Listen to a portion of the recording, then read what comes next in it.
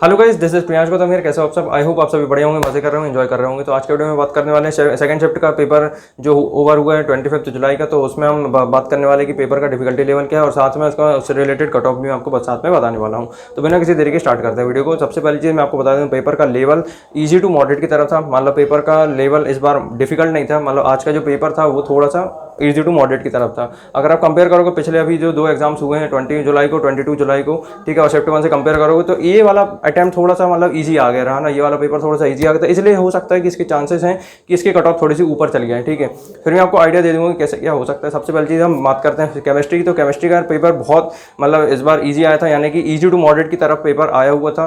ठीक है, 11th class का 12th क्लास का 50-50% यानी कि सिलेबस था, यानी कि टोटल पूरा सिलेबस दोनों का आधा आधा मिला दो तो पूरा कॉन्ट्रीब्यूशन था। ठीक है, मतलब जितने 11th का है उतना ही 12th का भी सिलेबस आया हुआ था।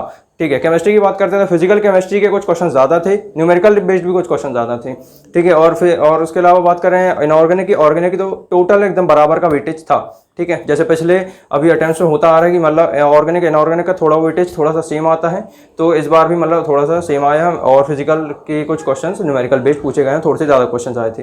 ग्रेट, तो ये मतलब आप इजी टू मॉडरेट पेपर मान सकते हो। एनसीईआरटी से पेपर आया था, 80% पेपर एनसीईआरटी से, तो बाकी और थोड़ा बहुत यहाँ वहाँ से। और हम बात करते हैं, जैसे मैथ्स की बात करें तो मैथ्स में बहुत सारा मतलब मैथ्स का भी पेपर थोड़ा ईजी आया है इस बार, मतलब ईजी टू मॉडरेट आप इसको मान सकते हो। ठीक है, टफ बिल्कुल नहीं था, डिफिकल्टी नहीं था, लेंदी था। लेकिन पेपर का क्या होता है, ये मैथ्स का पेपर हर बार लेंदी ही आएगा क्योंकि सॉल्व करने में टाइम लगता है। ठीक है, तो इसमें क्या है कि आपका जो जैसे 3D के कुछ क्वेश्चन आए थे, वेक्टर्स के क्वेश्चन आए हुए थे। ठीक है, आपका इंटीग्रेशन से कैलकुलस से रिलेटेड क्वेश्चन आए हुए थे। ठीक है, तो पेपर आप मान सकते हो मॉडरेट था, ईजी टू मॉडरेट आप मान के चलो मैथ्स का। ठीक है, उसके अलावा बात करते हैं फिजिक्स की। तो फिजिक्स का पेपर इस बार मतलब 11th का भी था, 12th का भी था। 12th की अगर हम जैसे बात करें तो आपके कुछ टॉपिक्स हुए सेमीकंडक्टर्स, कम्युनिकेशन सिस्टम, ठीक है, डुअल नेचर, और उसके अलावा जैसे इलेक्ट्रोस्टैटिक्स और 11th क्लास से काइनेमेटिक्स से क्वेश्चन पूछे जा चुके हैं। स्टूडेंट्स का रिएक्शन ये था।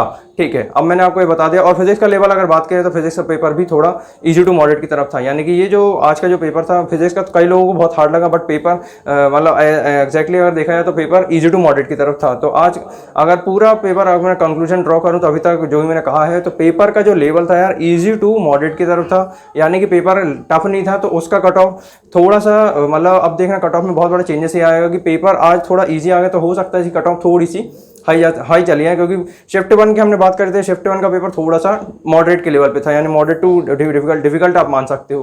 ठीक है, तो उसकी कट ऑफ नीचे चलेगी, इसकी कट ऑफ थोड़ी सी ऊपर आएगी। ठीक है, तो बस इस बात का खास ध्यान रखना। अब मैं आपको बताता हूँ एक्सपेक्टेड कट ऑफ क्या हो सकता है। तो हम बात कर लेते हैं थोड़ी बहुत कि मतलब कट ऑफ क्या हो सकता है। पेपर का लेवल वैसे ईजी टू मॉडरेट की तरफ था, तो उसके हिसाब से जो कट ऑफ हो सकता है मैं आपको बता देता हूँ। देखो, जैसे जनरल की बात करें तो 115 से 125 मार्क्स लगेंगे, मिनिमम कट ऑफ ये है। ठीक है, मिनिमम 115 से 125 में लाना ही पड़ेगा, है ना। शिफ्ट 1 को छोड़ दो, अब यहाँ शिफ्ट 2 की बात हो रही है। ओबीसी और ईडब्ल्यूएस की बात करें तो 85 से 90 के बीच में मार्क्स की रिक्वायरमेंट है। और अगर एससी की बात करिए तो एससी में 55 से 60 मार्क्स, यानी कि 60 प्लस मार्क्स स्कोर करना पड़ेगा एससी के लिए, है ना, एक्सपेक्टेड बता रहा हूँ। और एसटी की बात करिए तो एसटी के लिए 50 प्लस स्कोर करना पड़ सकता है। ठीक है, तो ये कट ऑफ है। कट ऑफ हाई जाएगा इस बार, मैं फिर बता दे रहा हूँ। ठीक है, क्योंकि पेपर का जो लेवल ईजी टू मॉडरेट की तरफ था। ठीक है, कुछ लोग अच्छा गया होगा, कुछ लोग का नहीं गया होगा।